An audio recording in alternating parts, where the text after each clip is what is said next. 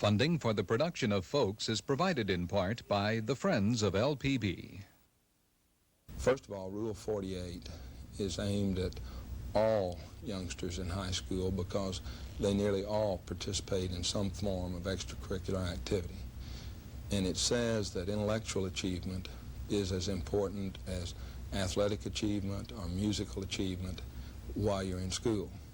And so I believe strongly that it'll have an impact on all the students in the school because they look up to the student athletes. These young black men who finish high school without skills don't run the school system. They don't prescribe the curriculum. They don't teach. They don't dole out the money. They're the victims. Why execute the victims? It's a classic white American tradition when it comes to black people.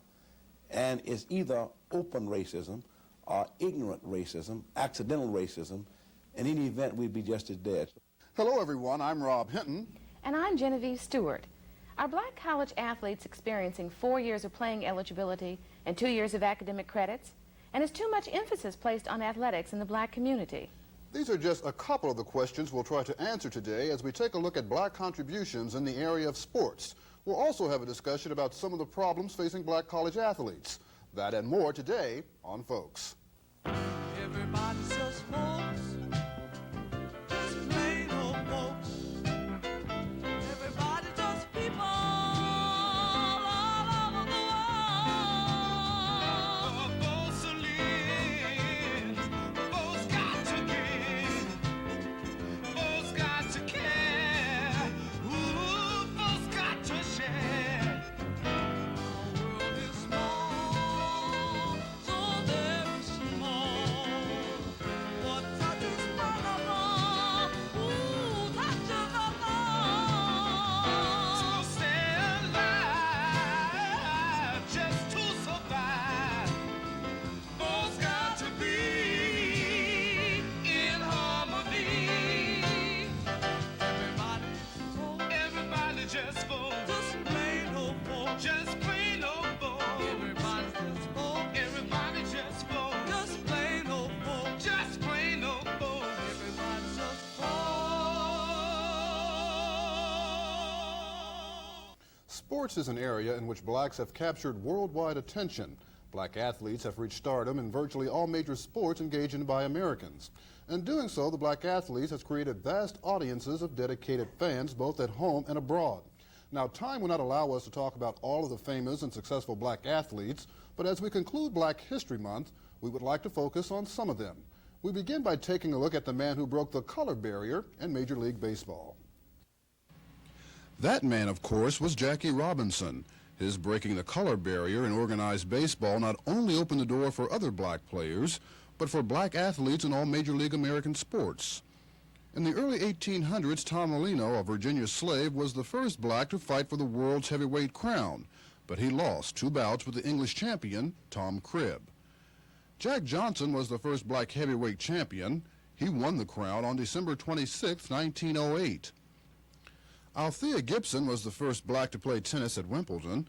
In 1957, she won the Wimbledon singles crown and teamed with Darlene Hart to win the double championship as well.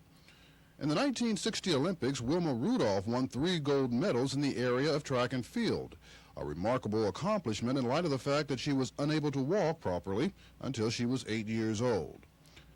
And do you know this man? Well, he's Emmett Ashford, and in 1966, he became the first black umpire in Major League Baseball. As I said, those are just a few of the blacks who have made contributions in the area of sports. To mention all of them would probably take us all day. Genevieve? Thank you, Rob.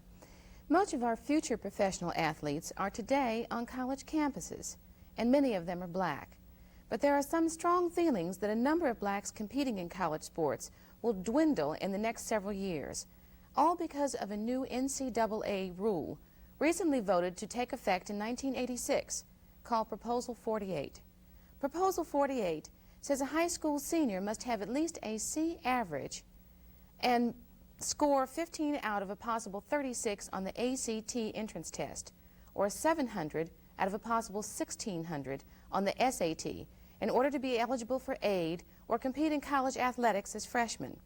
The new rule has been sharply criticized by a number of black leaders, including the Reverend Jesse Jackson of Operation Push. NCAA, there's some interesting inconsistencies in their argument.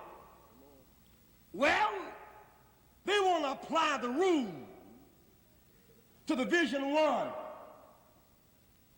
but don't want to apply the rule to Division II and Division III. You see, there are 277 schools in Division I, and 16 are predominantly black.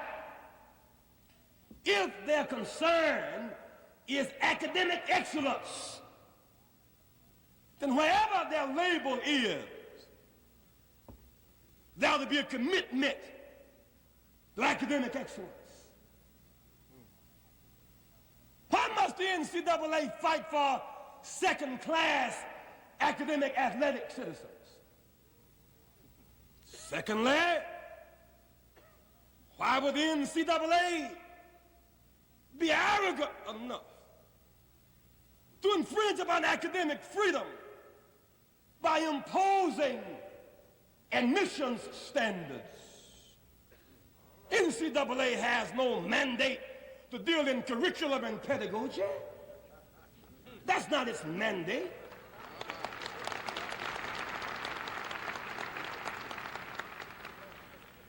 The NCAA has a greater concern about TV revenue than it does about academic excellence. If they were concerned about academic and moral excellence, why have they never challenged the SEC, all white coaches, all white athletic directors? Why have they never challenged the ACC? Why have they never challenged UCLA and USC?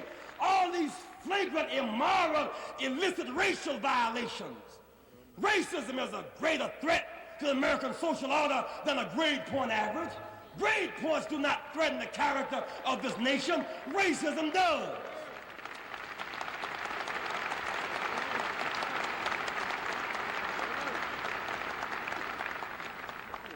Our schools are clear. We know what we want. We know what our goals are. Black colleges are fighting for academic excellence. We don't want to wallow in the marshy meadows of mediocrity. We fight not only to admit but to graduate. Black schools fight for an open admission policy, which is state law and most commonly used. They would give the impression that blacks wanted an inferior standard. The fact is, the black colleges fought for a core curriculum. We cannot afford to graduate ignorance, since whatever we graduate don't teach the rest of us, so we don't want to spread ignorance. We want high standards.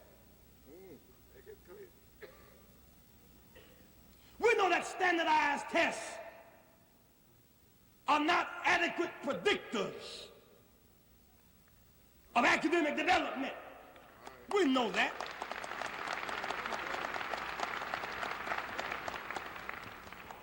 We know black organizations have studied the case.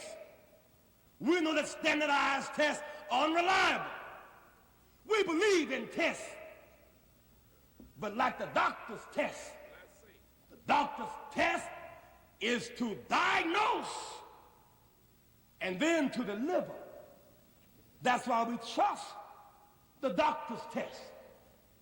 When you get a mean-spirited, unqualified person examining you, and their mission is to test, to eliminate, and not to elevate, when tests are used to delete and destroy, not to develop, we must challenge the test and the tester. Jesse Jackson is not alone in his expression of discontent.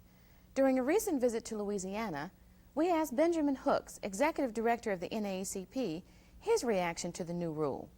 And he said the NAACP will challenge Proposal 48 in the courts. It's a sin and a shame. It's the same old thing. Let me just say, first of all, that nobody in this nation in the past 70 years has been a greater advocate of quality education for all people, black and white, athletes or non-athletes. We believe passionately that when you go through the public school system, you ought to be able to read and write and figure, that when you finish college, you ought to possess at least the minimum qualifications of a college graduate. So we're not defending people who finish the college level without being able to read or write. That's not our defense. Our defense is that once again, this white community is punishing the victim for the crimes. These young black men who finish high school without skills don't run the school system. They don't prescribe the curriculum. They don't teach. They don't dole out the money. They're the victims. Why execute the victims? It's a classic white American tradition when it comes to black people. And it's either open racism or ignorant racism, accidental racism. In any event, we'd be just as dead. So we will resist it. Not that we don't want to help the athletes in their scholastic ability, but is it job related that if I were in the glee club or the choir or the debating society, I can come to school with a lower SAT mark and they won't disqualify me there, why in football or basketball? It seems to me there's more than meets the eye. We will be glad to work with NCAA or anybody else if we want to start at the first grade, build a better curriculum, have remedial work, insist that teachers teach, students learn, and parents exercise their responsibility. And then when that is done, we'll join with anybody in having a reasonable, realistic expectation for all students. But I think it's a criminal disgrace in the name of equity for somebody to proclaim that we're helping black athletes by prohibiting them from competing, not based on what they're doing at that present time, but what they have done in the past over which they had very little control. If we're talking about phasing a system that will take time to reach, so that young men and women who are starting now at the bottom of the ladder, first, second grade, will get all of this help, then we will support reasonable competency examinations along the way, because we want to help people to acquire skills. The public education system in America has failed. And rather than deal with those who made it fail, we'll deal with the victims, and we will forever oppose it. And we'll meet them wherever we have to meet them, in the streets, in the courtroom, or on the football stadiums, in the football stadiums, to protest this action. To help us continue our discussion on Proposal 48 and its ramifications, we have with us today Coach Otis Washington of the Southern University football team. Coach Washington, welcome to Folks. Thank you very much. We have heard Jesse Jackson of Operation Push and Ben Hooks of the NAACP both oppose Proposal 48. What is your reaction to that proposal? Proposal 48 is a very controversial proposal. I don't know if I'm in opposition to it or for it. I do know that Proposal 48 will hurt both black and white athletes. How will it hurt both black and whites? Well, you know, we've been talking a lot about Proposal 48. We're talking about whether the standardized test will, whether the test was put in explicitly for blacks. I think the one thing that a lot of people haven't talked about, and that is that this deals more or less, I think, with economics more so than educational background. What I'm saying is this, is that a lot of poor whites, as well as blacks who are culturally deprived, are going to have problems with the test simply because of the fact that they have not had the background to pass a standardized test. Coach Washington, LSU's Baton Rouge campus is a Division I school and will be directly affected by Proposal 48. Its Chancellor James Wharton sits on a strategic NCAA committee. And recently he stated in an interview that he was very much in favor of Proposal 48. For the student athlete, it basically says you are planning to go to college, be a student athlete, so get a good education while you're there. Hopefully the high school teachers, the high school counselors, and high school coaches would be very supportive to that process. Now, that would then be a causative effect from Rule 48 to cause more youngsters in high school to achieve to a higher level. When they arrive at the university, though, just in view of the fact that it takes 30 hours a week to participate in athletics, the student that does not have that core curriculum, that does not have that grade point average and the achievement test scores, is not likely to be successful at all if they're poorly prepared but have to face a 35-hour week in varsity athletics. So they have to concentrate first and foremost in the first year on their academic program, find out where the library is and become a good student, and if they make that first year, then they can play varsity athletics. And so I see it as a protection for the student. If a student came, was poorly prepared and entered into the varsity athletic program and got behind, that would be a casualty. You understand what I'm saying? And Rule 48 does not prohibit that they play. It just says get your academic background in good shape before you take on that additional load. When asked if black athletes aren't experiencing 4 years of playing eligibility and 2 years of education, Wharton replied, I would say that's a good approximation to the situation right now. That during their 4 years of eligibility, they accomplish about 2 years of solid education. Chancellor Wharton stated that there are academic requirements currently in effect, but he felt the Proposal 48 will strengthen the athletes' chances of receiving a good education. He stated the reason why most black athletes up to now have not experienced academic success in college. Many of us believe that and it's not just the student athlete, but the student athlete faces this additional load when they're in college. But all of the high school students today tend to take the easy route through high school. They don't take the important courses that provide them with an intellectual background. And when they arrive at the university, they're really not prepared for the challenge. And so they spend a great deal of time making up a work that should have been completed during the high school period. Proposal 48 was labeled by Southern University's president, Jesse Stone, in an article as being, quote, motivated to cut down on the number of black faces on the gridiron in basketball courts, unquote. Wharton disagreed with Stone's assessment. The motivating force behind Proposal 48 was basically that we want these youngsters to get a good education before they get caught up in the time-consuming and the glamour aspects of varsity athletics, and try to keep their feet on the ground with regard to what's really most important to them. Chancellor Wharton felt that Proposal 48 is a step in the right direction for all college athletes and that it is not racially motivated. When asked if black children do not have or are having more emphasis placed on athletics, too much emphasis placed on athletics in black culture, and not enough on academics, he stated that he felt black children needed more positive academic role models and that American society as a whole does not applaud its academic heroes as it should. Coach Washington, would you agree with that too much emphasis is placed on sports in the black community and not enough on academics? Well, no. No, I think that if we're going to talk about the emphasis, that's where emphasis is placed in athletics. It's not just in the black community, it's throughout this country.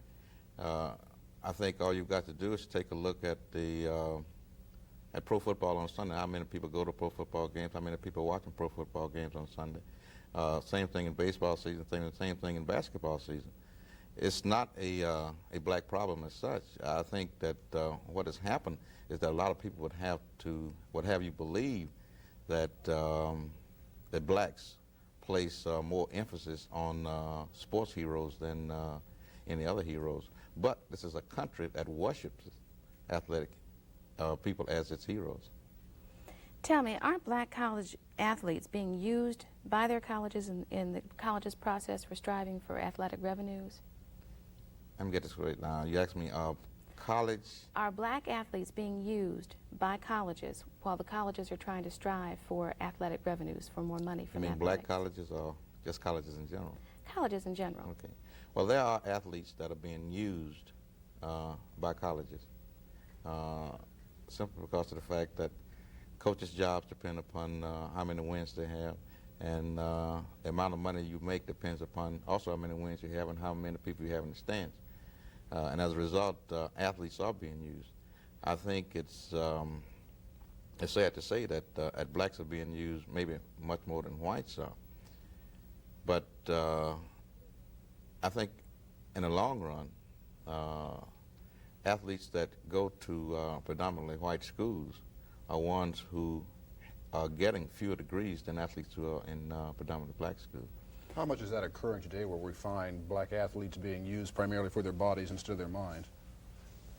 It's widespread. It's widespread.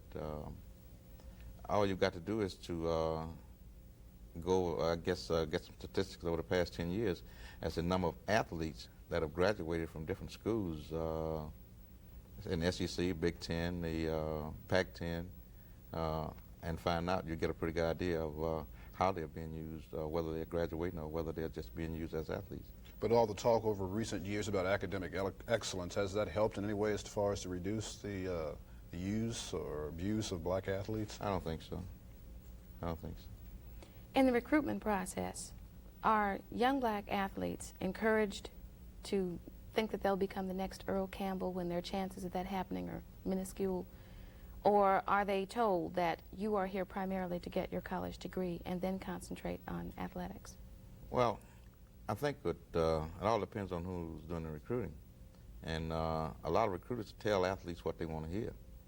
If parents want to hear that athletes are going to school as students first, and then they're told that. If they want to hear that they'll become the next great pro football player, baseball player, basketball player, they'll tell them that. I think you got to remember that when recruiters go out, what they're doing is trying to sell a school. Chancellor Wharton stated that the average athlete spends about 30 hours per week in practice, approximately 15 hours in class, and another 25 hours in studying. That's about a 70-hour week. Don't you think that's an unfair burden to place on a student? I don't think that's true either. I know I was at LSU a year, and I know that we didn't spend that much time on the practice field. That's including meetings during the day as well as on weekends. I would say it would be a more realistic figures would be about 20 to 22 hours a week, and maybe the same amount of time that can be spent on studying if the athlete so chooses. Now, you know, we talk about this, but I think it all depends too on what type of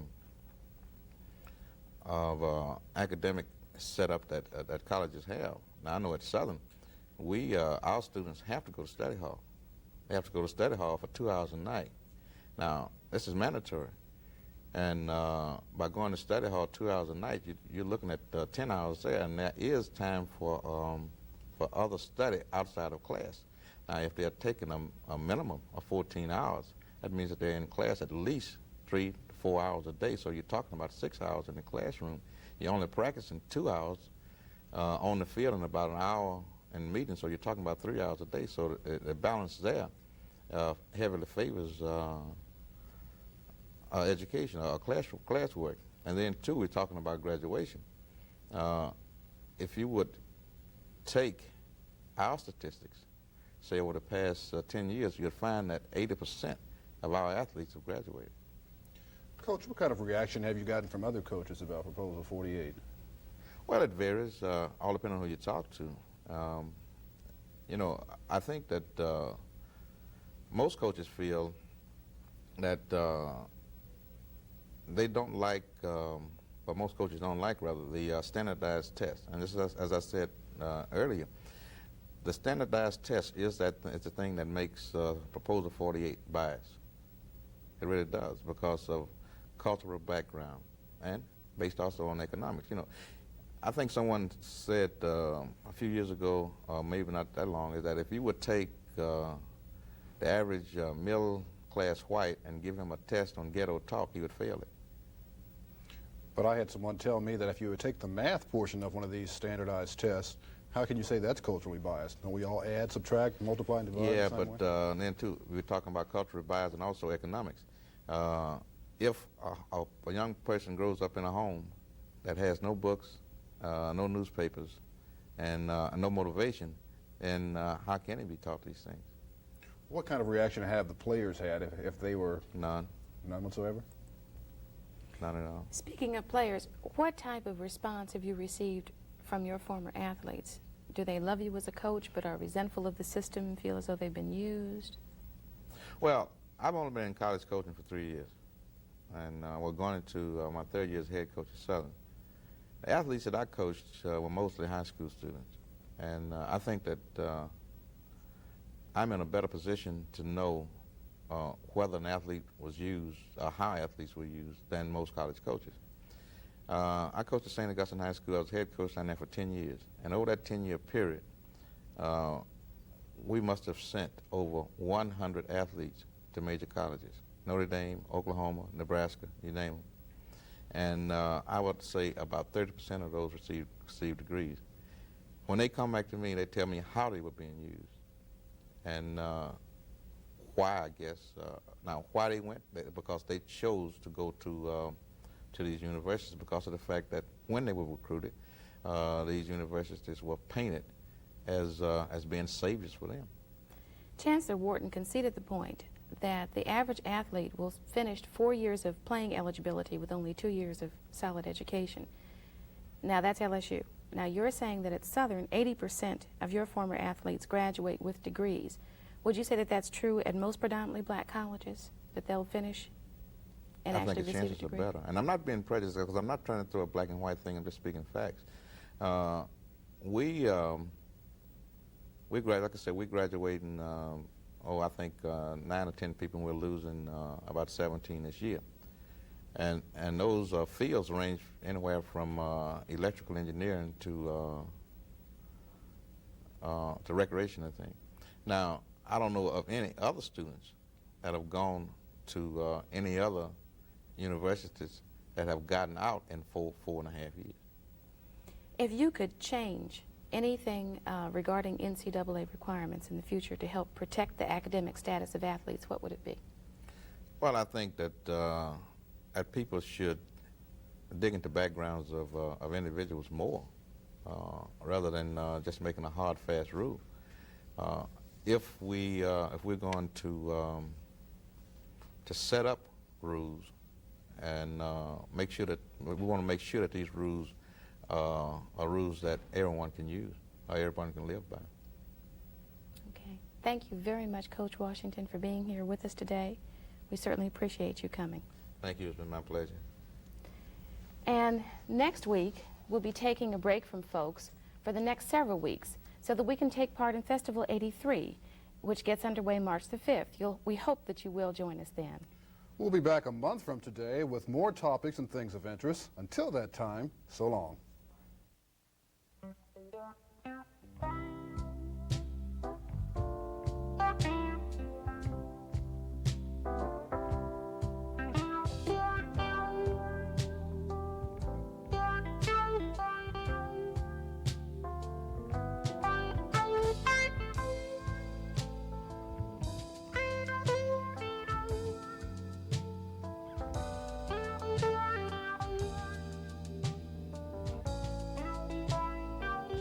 Funding for the production of Folks is provided in part by the Friends of LPB.